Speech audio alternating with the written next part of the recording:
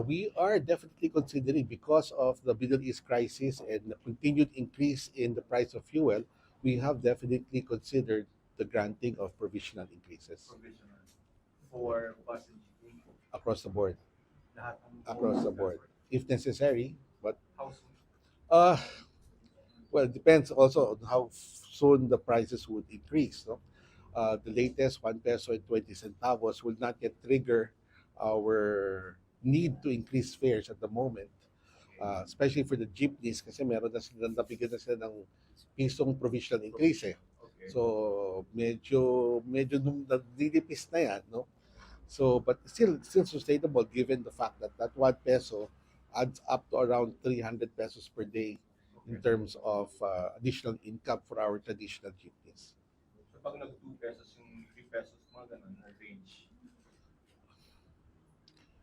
Then it becomes, if the price of fuel increases, pump price increases more than 60 pesos per liter, diesel boon na tayo, then that becomes the challenging portion for us. No? It's basically fuel cost recovery. So if the price of fuel goes down, then there will be also a proportional reduction in the amount of fares. Ang kagandahan kasi dyan, hindi na kailangan ng hearing kasi provisional lang naman siya. Ang mahirap kasi pag permanent, just to bring it down, we have to conduct a hearing again. No? So our response time will not be as fast.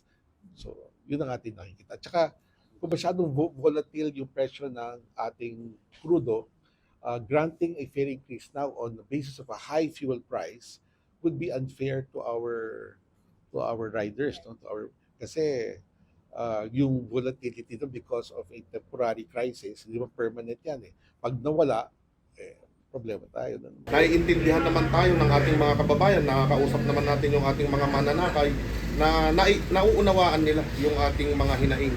At ito ay pansamantala lamang naman. At sana yung mga fuel subsidy maibigay na rin.